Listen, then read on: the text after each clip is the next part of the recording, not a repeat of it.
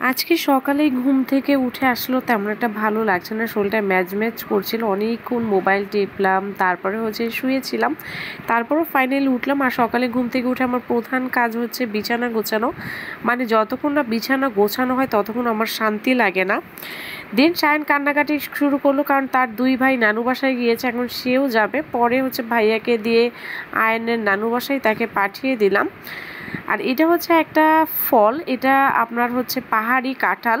এটা খেতে না একটু টক টক, মানে ডেউয়া আছে না, ডেওয়ার মতো টক, মাখিয়ে খেতে ভালো লাগে। আর আমি এদিকে চলে আসলাম দুপুরে রান্না বান্না শেষ করব, কারণ সায়ান আসার আগেই আসলে আমার রান্না শেষ করতে হবে। রান্না করেছিলাম ভেজিটেবল আর মাছ। আমি আসলে নতুন নতুন একটা রান্না শিখেছি, যার জন্য হচ্ছে কখনো লবণ বেশি হয়, হলুদ বেশি, এইভাবে করে আমি আসলে রান্না বান্না করছি। আর সবাই এত এপ্রিসিয়েট করে, রান্না করতে খারাপ লাগে না, ভালোই লাগে। মানে এটা আপনাদের বলছে, আমার কিন্তু আসলে রান্না বান্না এত ভালো লাগে না। আমাকে যদি বলেন শপিং করতে, আমি সারাদিন শপিং করতে পারবো। রান্না এটা ঠেকায় পড়েই শুধু করি। যাই হোক, দেখেন রান্না দেখে কিন্তু মনে হচ্ছে না যে আমি খুব মানে খারাপ রান্না করি, দেখে কিন্তু গ্রেভি লাগছে, মানে মজা হয়েছে। বিকালবেলা আমি একটু ছাদে গিয়েছিলাম, ভালো লাগছিল না যার জন্য। আর আমাদের ছাদ থেকে না এয়ারপোর্ট প্লাস উত্তরা সব একদম খুব কাছে থেকে দেখা যায়। মোবাইল স্ক্রিনে এত ভালো বোঝা যাচ্ছে না, বাট খালি চোখে খুব সুন্দরভাবে খুব কাছে থেকেই লাগে। এটা হচ্ছে এয়ারপোর্টের যে মার্কেট ওপেন হয়েছে শেফ টেবিল যেখানে, ওইটা হচ্ছে একদম কাছেই কিন্তু। আর এয়ারপোর্টের রানওয়েটাও আমাদের বাসা থেকে খুব দূরে না, খালি চোখে দেখলে দেখা যায় ওইখানে কিন্তু প্লেন দাঁড়ানো আছে। আর এটা হচ্ছে ফ্লাইওভারটা গাড়ি যাচ্ছে। শেফ টেবিলের সামনে যেই মানে টিভিটা লাগানো হয়েছে ওইটার একটা আমি ভিডিও ক্লিপ নিয়েছিলাম, এখানে অ্যাড চলছিল।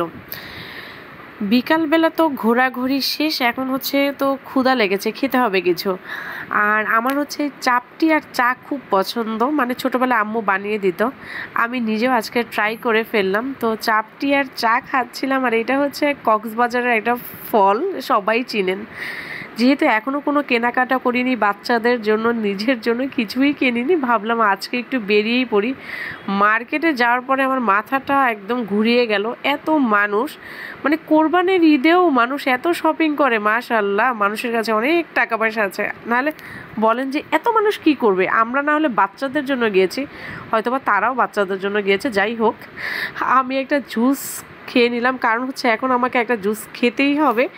খেয়ে দিয়ে আবার হচ্ছে শপিংয়ের জন্য স্টার্ট করে দিলাম, কারণ হচ্ছে বাচ্চাদের জন্য তো কিছু কেনা উচিত। বাচ্চাদের জন্যই দেখছিলাম এই সব থেকে ওই সব, এইভাবে ঘোরাঘুরি করছিলাম।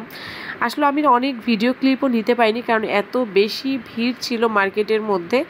আর সায়নকে যেহেতু রেখে গিয়েছিলাম, আর যত দ্রুত সম্ভব আর কি শপিংটা শেষ করতে হবে। আমার এবার বাচ্চাদের কালেকশনগুলো খুব ভালোই লেগেছে, খারাপ লাগেনি। তো এই তো আমরা শপিং করছিলাম, দেন একটু আড়ংয়ে গিয়েছিলাম যে টু মেরে আসি যে কি আছে একটু দেখি। আর এই তো ব্যাগের কালেকশন, আড়ংয়ের ব্যাগ আর জুতার কালেকশন আমার বরাবরই খুব ক্লাসিক লাগে। মানে আড়ংয়ের, আমি তো আপনারা বুঝতেই পেরেছেন যে আমি আড়ংয়ের ভয়ঙ্কর লেভেলের ফ্যান।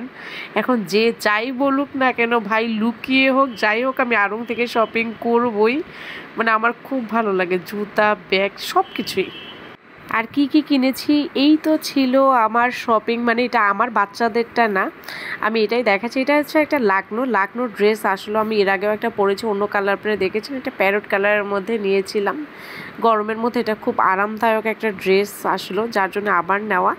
আর এই সালোয়ার কামিজটা আমি আড়ং থেকে নিয়েছি।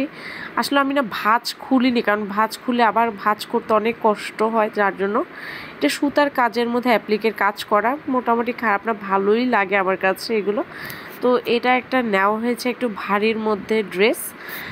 আর যেটা করেছে, আর এখানে একটা, এটা হচ্ছে ঘাড়ারা নিয়েছি, যদি কোনো প্রোগ্রাম থাকে সেখানে পরার জন্য। আর এই কালারটা আসলে আমার কখনো পরা হয়নি, যার জন্য এটা নিয়েছে, একটা ঘাড়ারা ড্রেস নেওয়া হয়েছিল এটা। আর এই ব্যাগটা আমার আসলে একটা ছোটো বোনের পেজ, দ্য দিভা ওয়ে, আপনারা চাইলে এই পেজ একটু ঘুরে আসতে পারেন।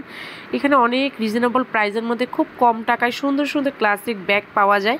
আপনারা অবশ্যই একবার পেজটা ঘুরে আসবেন। আমি আবার বলেছি, দ্য দিভা ওয়ে। একটু চাইলে ঘুরে আসতে পারেন। ওদের পেজে মানে চায়না থেকে ইম্পোর্ট করে, খুব সুন্দর সুন্দর ব্যাগের কালেকশন থাকে। আর হোয়াইট ব্যাগ এটা একটু বৃষ্টিতে মানে ভিজে এরকম হয়ে গেছে, আমি এর আগে একবার ব্যবহার করেছিলাম।